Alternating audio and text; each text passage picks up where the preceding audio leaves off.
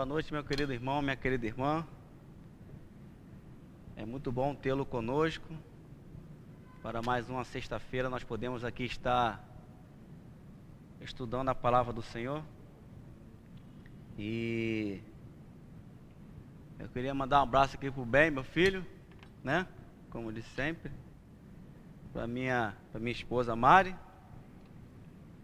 Pro Vitor Hugo, Bolinha, nosso baterista. E pro Manu Bezabarba, o brabo, lá de Vila Velha.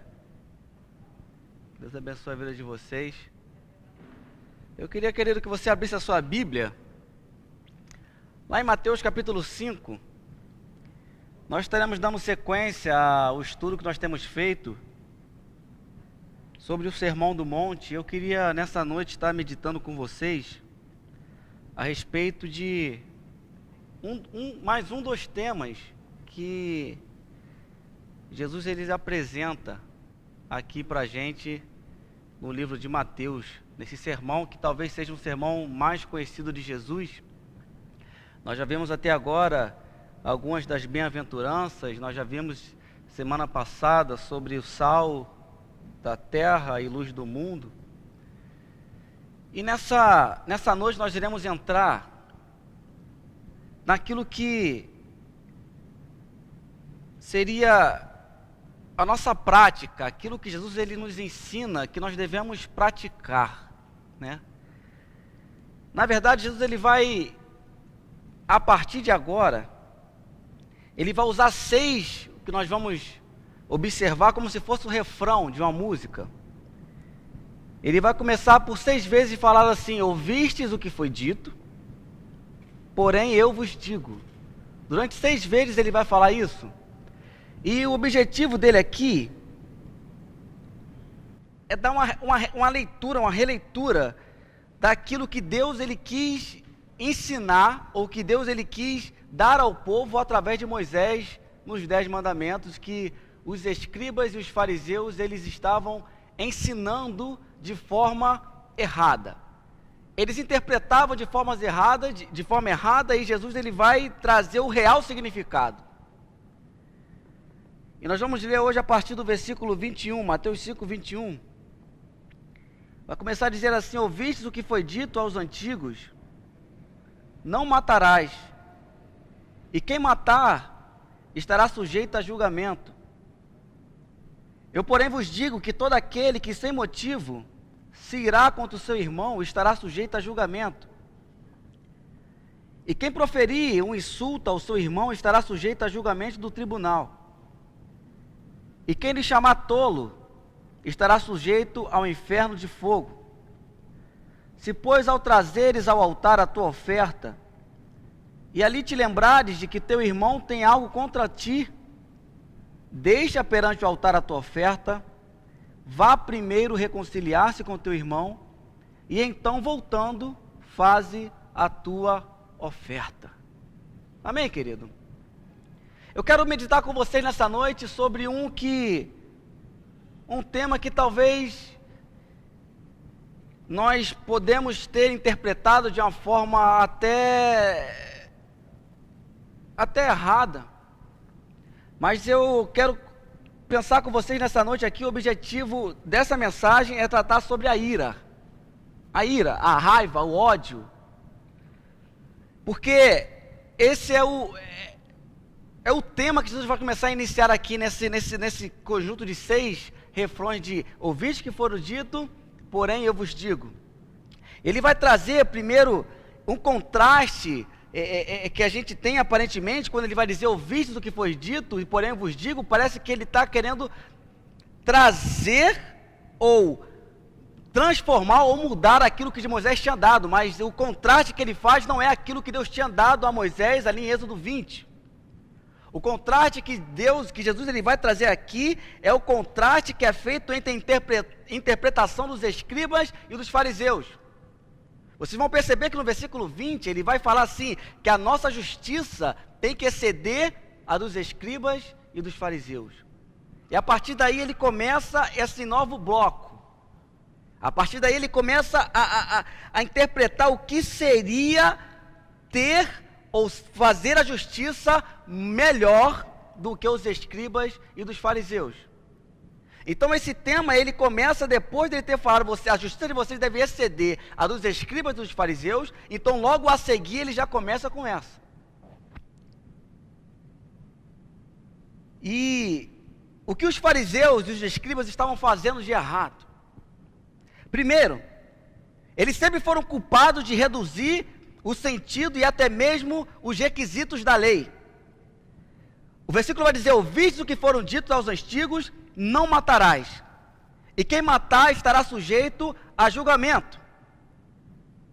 Se os fariseus e os escribas estavam ensinando algo, ou estavam lendo algo, que de certa forma estava de acordo com a letra da lei, o que então eles estavam fazendo de errado? Qual crítica cabível pode ser levantada contra eles no que tange a particularidade que eles vão dizer que não matarás? Talvez você possa falar assim, não, mas eles estão falando não matarás, eles acrescentaram e quem matar estará sujeito a julgamento. Mas isso também estava nos mandamentos, isso aqui também estava lá em Números 35. Então o que há de errado no ensino dos escribas e dos fariseus ao ensinar que não matarás? Porque aparentemente o que eles estão ensinando é algo que já estava na lei. Amém, querido? E a resposta para isso é que eles juntavam duas passagens de modo que reduziam o sentido desse mandamento. Não matarás, como se o mesmo envolvesse apenas um caso de assassinato concreto. Eles interpretavam não matarás apenas um caso concreto, um caso material. Eu tirar a vida de alguém, seria um não matarás. E talvez a gente até interprete dessa forma, muitas pessoas interpretam dessa forma, mas eu quero abrir um parênteses aqui, querido, antes de a gente continuar. A palavra matarás no português, ela veio traduzida como matarás, mas o sentido dela é assassinato. Seria não assassinarás, né? Porque matar e assassinar tem uma diferença. Assassinato você premedita algo, né? Matar nem sempre, às vezes você vai reagir a uma legítima defesa e você acaba cometendo um homicídio. Não é esse matar que Jesus está se referindo, mas é homicídio, aquele que você vai premeditar o assassinato. Amém, querido? Os fariseus e os escribas, eles reduziam e confiavam as sanções, às quais as proibições estavam associadas a uma mera punição às mãos da justiça civil. Ou seja, eles falavam assim, você não deve matar, porque se você matar, você for julgado. Então, a abrangência da lei que eles interpretavam era apenas algo que fosse concreto, algo que fosse material. Se eu matar, eu vou ser julgado no tribunal. O que isso tem de errado? O que isso vai contra o que Jesus ele quer nos ensinar aqui, querido?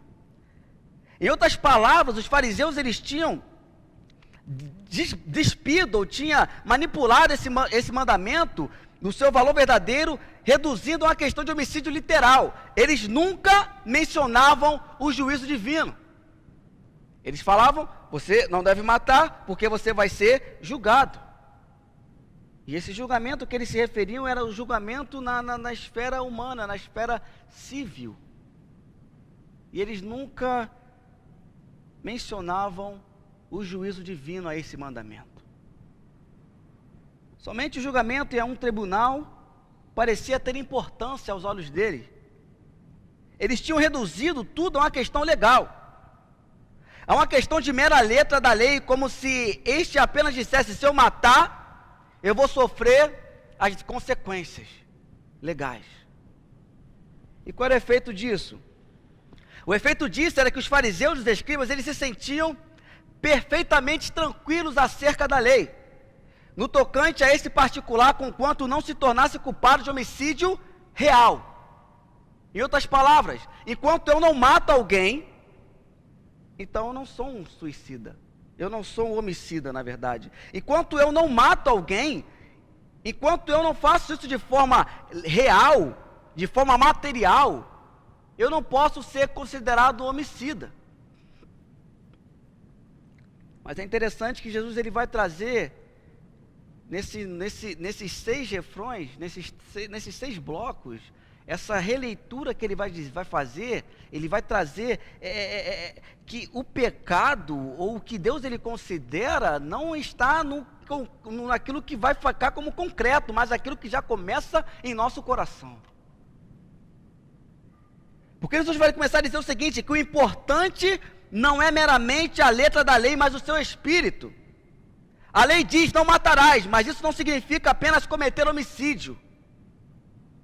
Esse mandamento inclui não somente homicídio físico, literal, mas também a ira sem motivo guardada no coração contra alguém, ou contra um irmão.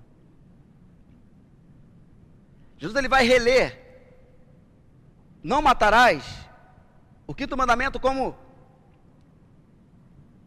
você começa a matar. O assassinato ele começa no coração quando eu desejo a morte do meu irmão. Quando eu desejo no meu coração já a morte de alguém, eu já cometo assassinato. Ele traz um pouco o sentido da lei, o sentido espiritual da lei, ele traz um pouco mais para o que Deus ele queria nos 10 mandamentos, e de certa forma ele deixa todos nós aqui numa situação um pouco delicada. Porque a maneira certa de compreender esse mandamento é quem quer que se ire contra o seu irmão, sem qualquer causa justa, corre o perigo de ficar ou de sofrer julgamento. Você vai perceber, se você vai ver que esse sem causa justa está entre colchetes. Toda vez que estiver entre colchete, alguma passagem bíblica, é porque talvez essa possa ter sido acrescentada depois, ou essa frase, ou o que está em colchete, é aquilo que em nem todos os manuscritos antigos existiam. Então eles colocam como colchete. Então o que ele vai dizer, que a real interpretação de não matarás, é que quando eu me iro contra o meu irmão, eu já cometo um homicídio.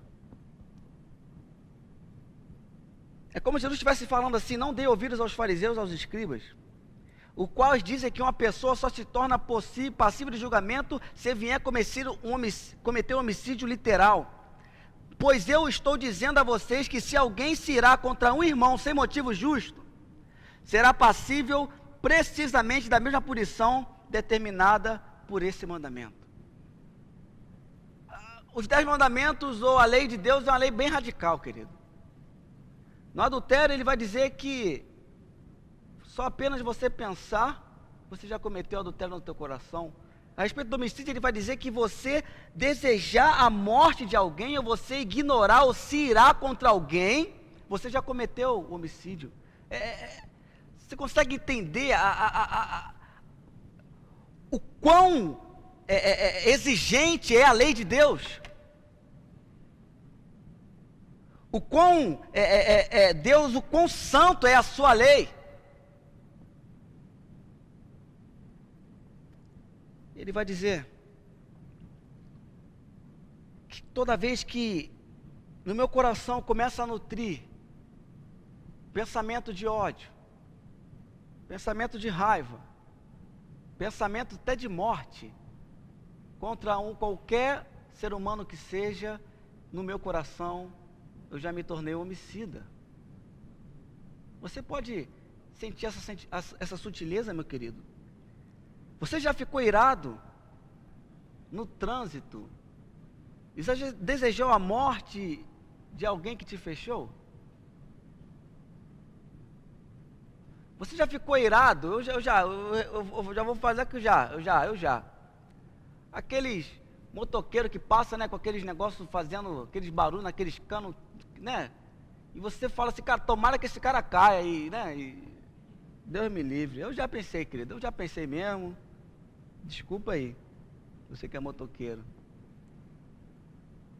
Você já ficou chateado? Ou ficou tão irado com a postagem de alguém que talvez esteja um posicionamento político diferente do teu, que você dê vontade de matar o outro? Já?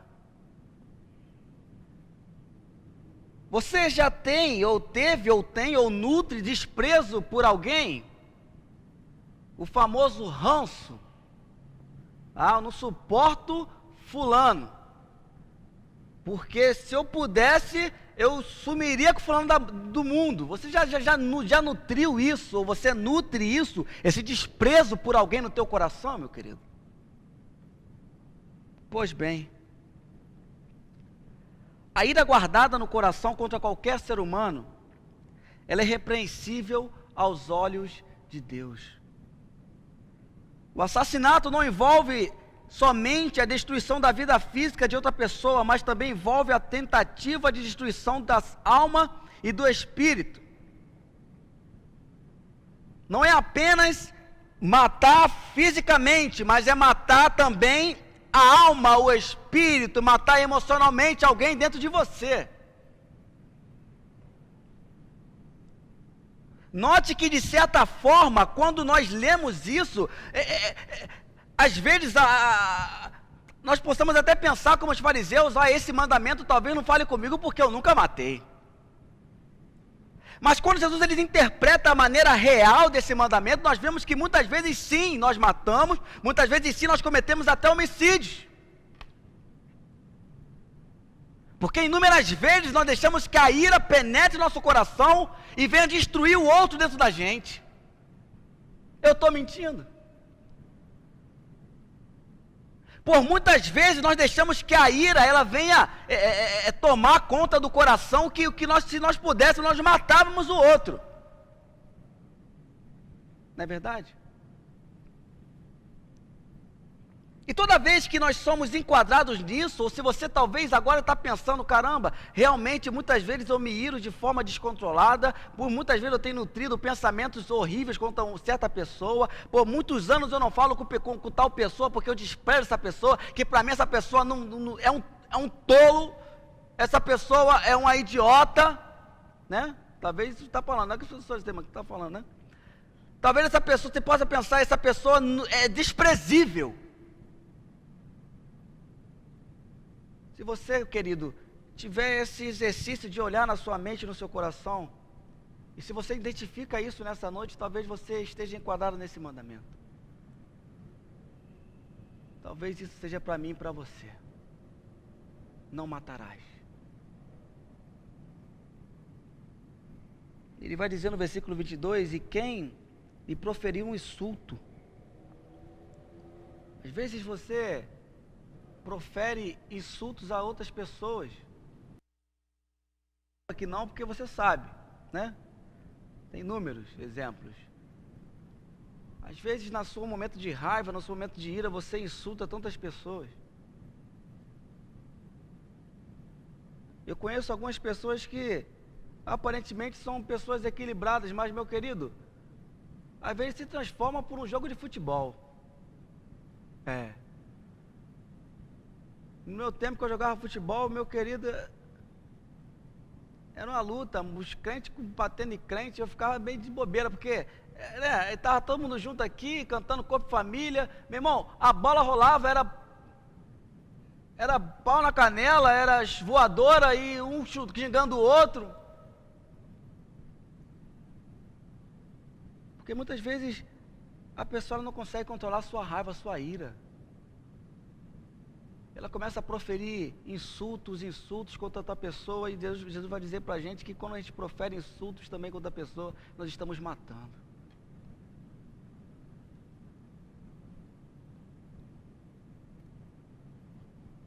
É como Jesus estivesse querendo dizer: não imagine que você está sem culpa, simplesmente porque não cometeu um homicídio literal. Que eu quero trazer a nossa reflexão aqui nessa noite, meu querido, que esse mandamento é para mim e para você. Eu quero trazer na reflexão nessa noite é que você venha também olhar para si e ver que isso não é distante de mim, de você. Que nós não possamos ser que nem a justiça dos fariseus, dos escribas, que nós achemos assim, não, isso aí não é para mim, porque eu não mato, eu sou uma pessoa do bem, eu faço tanta coisa boa. Mas, meu querido, quando a gente insulta, quando a gente mata, quando a gente tem ódio, quando a gente tem ira de alguém, a gente comete homicídio. Então, essa palavra é para a gente também, querido.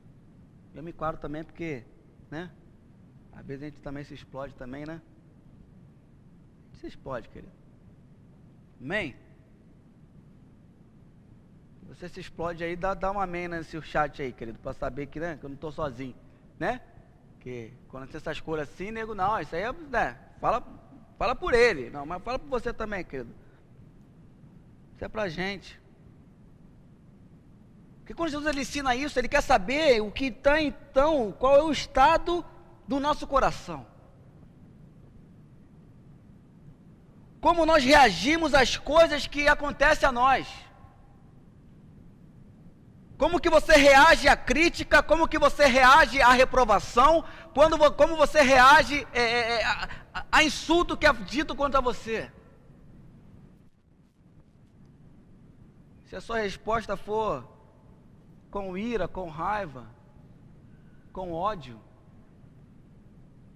você cometeu e comete homicídio, querido. Você está matando. Você explode de ira quando alguém faz algo de errado contra você? Não, porque uma vez eu trabalhei com um amigo que ele falou assim, ele era crente, né? Aqueles crentes mesmo de monte e tal, o cara era sério. Ele estava sofrendo certa perseguição no trabalho. Ele chegou para mim e falou assim, jovem, eu sou crente, mas não sou bobo. Eu sou crente, mas não sou otário. Porque se fulano continuar me perseguindo, eu vou pegar minha arma e vou dar um tiro nele. Só faltou falar em nome de Jesus. Eu falei, não, querido, você é crente, você tem que ser muitas vezes bobo também. Ora bolas. Agora, alguém me persegue, eu vou dar uma de Pedro e matar o cara e dar uma facada na orelha dele? Não pode, querido. Não pode. Você se explode quando você está irado. Você se explode quando alguém faz algo de errado contra você. Porque essas perguntas, meu querido, são as perguntas que realmente importam. Porque isso daqui não está interessado apenas a pessoa que cometeu homicídio real, mas a pessoa que comete homicídio no teu coração. É quando você mata. É quando você tem ranço. Né? Quando você despreza, você menospreza, você trata a pessoa como indiferente. É como se a pessoa não existisse. No seu coração você já cometeu homicídio, querido. E diante da lei de Deus, isso é pecado. E você precisa se arrepender nessa noite. Não somente não convém nutrirmos pensamentos homicídios e malignos em nosso coração, mas devemos também tomar o passo positivo para nos reconciliar com o nosso irmão, querido. O versículo 23 vai dizer assim, se pois, ao trazermos ao altar a tua oferta, e ali te lembrares que teu irmão tem alguma coisa contra ti, deixa perante o altar a tua oferta, vai primeiro reconciliar-te com teu irmão, e então voltando, faz a tua oferta. O que eu acho interessante aqui, é que Jesus vai falar assim, quando você chegar ao altar, você lembrar ali que teu irmão tem algo contra ti, não é você contra o irmão, não que não esteja enquadrado nisso, que você tiver com o teu irmão também, você precisa também primeiro reconciliar com o seu irmão, depois você dá a sua oferta, querido. Mas que ele trouxe aqui um sentido de que não eu chateado com o irmão, mas se eu reconheço, se eu trago à minha mente que tem alguém chateado comigo, eu preciso primeiro reconciliar com essa pessoa e depois eu chegar na presença de Deus. Porque nós podemos sofrer o risco de cairmos no perigo de tentarmos fazer cerimônias religiosas na tentativa de encobrir alguma falha moral. Não, eu não quero nem saber do fulano não, mas eu estou aqui, estou louvando, estou lendo a minha Bíblia, estou vindo para a igreja. Não, querido, Deus ele não aprova isso não. Ele vai dizer que primeiro você deve tomar o passo de pedir reconciliação com o seu irmão e depois você chegar na presença dele. Ora bolas. Porque mesmo que eu já esteja de frente ao altar, a fim de oferecer a Deus um sacrifício, mas ali subitamente eu me lembrar de algo que fiz ou disse, que esteja levando a um irmão a tropeçar ou ser escandalizado de alguma maneira, ou se notar que eu estou nutrindo um pensamento indigno e maldoso a respeito dele, a qualquer outra maneira eu esteja servindo de empecilho para a vida dele. Então, conforme Jesus declarou aqui, nós deveríamos não ofertar a Deus. Ao invés de oferecer-lhe a oferta, nós devemos voltar e pedir reconciliação. Ah, mas eu estou certo, não interessa, querido. É reconciliação. Você consegue sentir Por isso que Paulo vai dizer, e a Bíblia vai nos dizer que é somente a graça, querido. Mediante a fé, não vem de nós, é dom de Deus. Não vem de obras para que ninguém se glorie. Sabe por quê, meu querido? Que ninguém consegue cumprir a lei. Você não consegue. Paulo vai dizer em Romanos 3, capítulo 20, que a lei, através da lei, trouxe o conhecimento do pecado. Ele vai dizer no capítulo 7 que aquilo que ele achou que traria vida, que era a lei, na verdade não trouxe morte. Porque a lei falou para ele assim: não cobiçarás. Você consegue entender qual é o grau de exigência que a lei ela tem para nós, querido? E se você tiver um pouquinho só de consciência cristã, você vai perceber que a gente não consegue cumprir essa lei. E nós precisamos da graça. Nós precisamos desse favor imerecido. Isso nos leva a gente a ser pobre de espírito, como nós já vimos aqui. Isso nos leva a ser manso. Isso nos leva a ser misericordiosos, como nós já vimos aqui. Você vê como está tudo entrelaçado no Sermão do Monte, meu querido.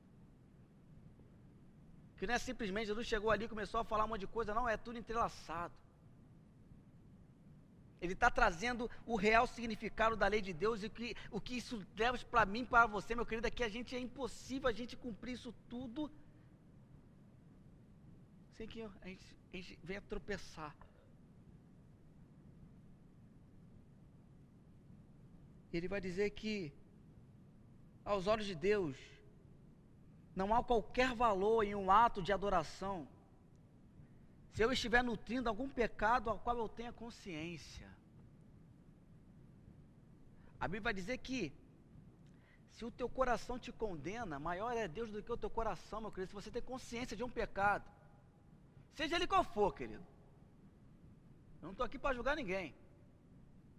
Mas se você tem consciência que você tem praticado um pecado, e você tem consciência disso, o que Jesus está dizendo aqui, querido, é que você, mesmo você vindo à igreja, mesmo você estando na sua casa, mesmo você tentando buscar a Deus, se essa consciência bate na sua cabeça, no teu coração, meu querido, você precisa se arrepender.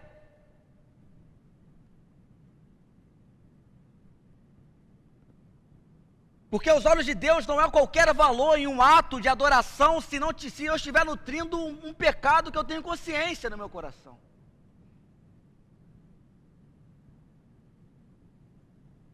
Porque nós não conseguimos esconder nada de Deus, querido.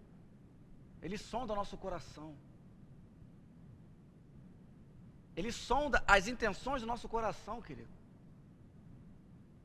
Então, nós devemos primeiramente reconciliar com o seu irmão. Primeiramente nós devemos pedir perdão pelos nossos pecados. Precisamos primeiramente nos reconciliar com o próximo e depois chegarmos a Deus.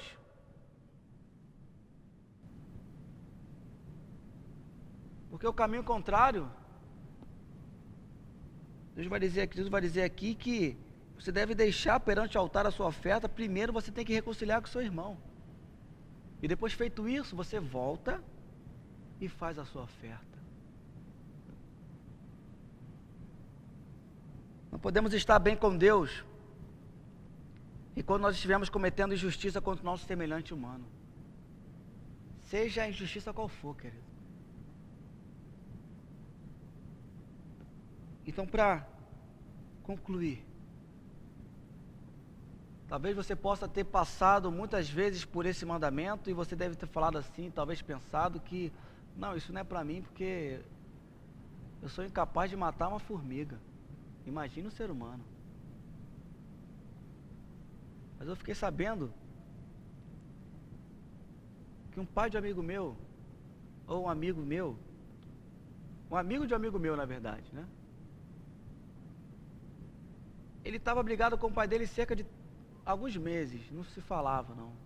Morava junto, mas não se falava. Tiveram uma briga e um matou o outro dentro de si.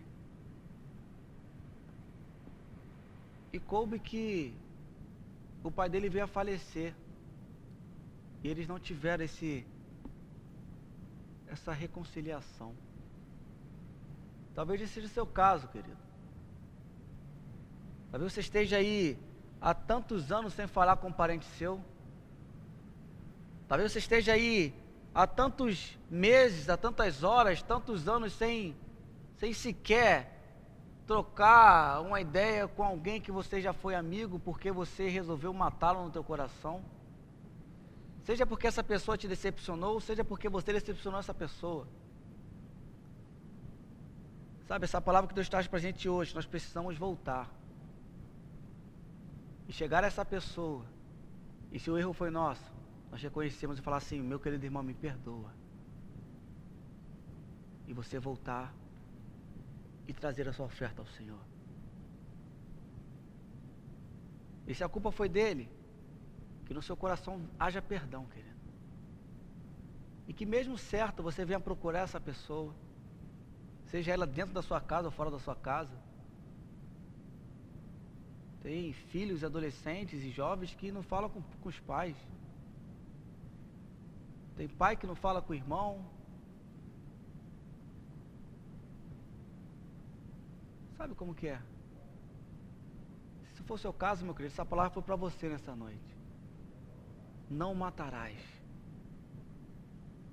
Não cometa homicídio no seu coração. Porque assim como alguém que mata literalmente, cabe o julgamento, tanto humano quanto divino, maior é Deus que sonda o nosso coração, que quando nós matamos alguém dentro de nós, nós também estamos sob o julgamento de Deus.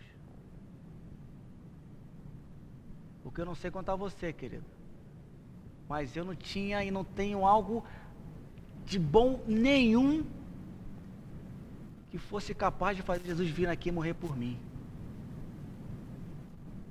Por muitas vezes eu me iro, por muitas vezes eu peco, e não é pouco, mas mesmo assim, Ele abriu mão de toda a sua glória e veio se entregar por mim, como um ato de generosidade, de altruísmo que nos ensina a fazer isso pelo próximo. Porque sempre foi assim a lei de Deus. Não matarás, querido. Que nessa noite você venha ressuscitar pessoas no seu coração. Que nessa noite você venha sondar o seu coração e relembrar. O Espírito Santo venha relembrar de você pessoas que você talvez tenha magoado. Que nessa noite o seu orgulho seja quebrado, querido. Que você venha reconhecer o seu pecado. E que você venha até Jesus pedir, Deus, me perdoa, e vá ao seu irmão pedir perdão também. Que nessa noite o seu orgulho possa ser jogado ao chão, querido. E que venha restar é apenas um coração puro que reconheça o seu pecado.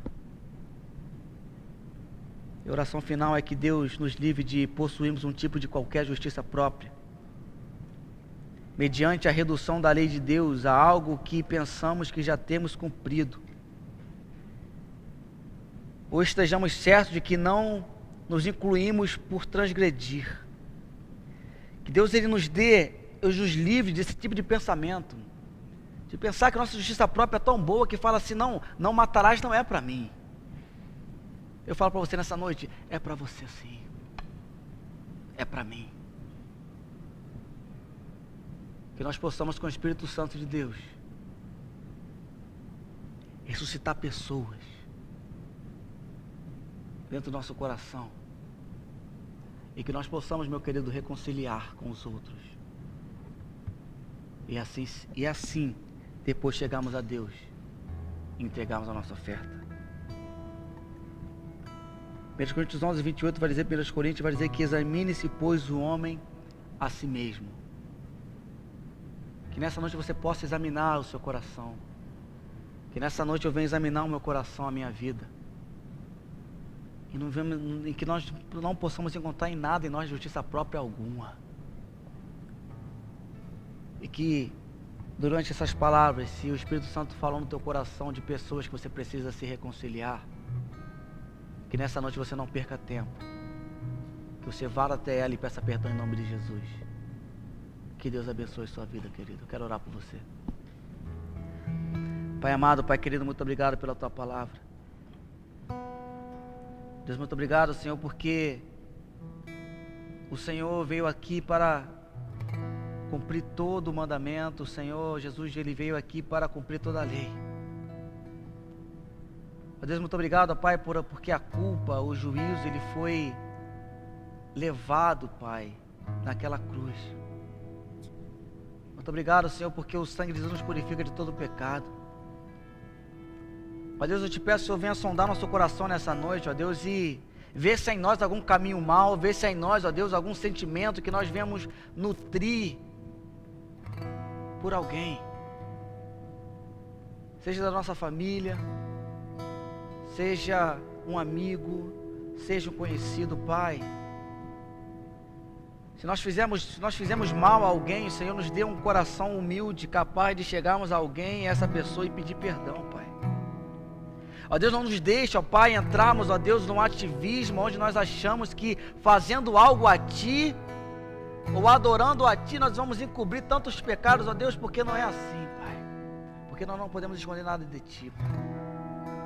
Ó Deus, quebra o nosso orgulho, Senhor, quebra, Senhor, o nosso ressentimento. Ó Deus, que nessa noite, ó Pai, possa haver em nosso coração perdão, Pai. Ó Deus, que nessa noite, ó Pai, possa haver reconhecimento do pecado em nosso coração, em nossa vida, Pai, em nossa mente.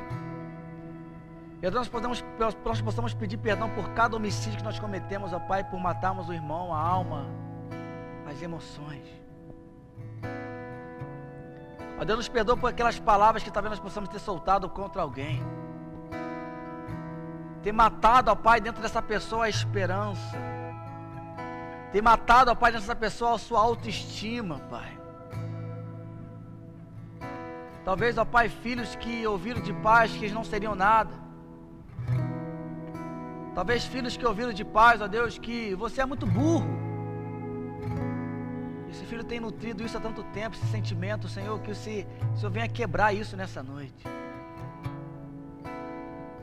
E que haja reconciliação, Pai. Nos perdoa, Pai, por inúmeros homicídios que nós viemos cometer, Pai. E nos dá um coração igual ao Teu. Por essa oração que nós fazemos a Ti, em nome de Jesus. Amém e amém. Que Deus abençoe a sua vida.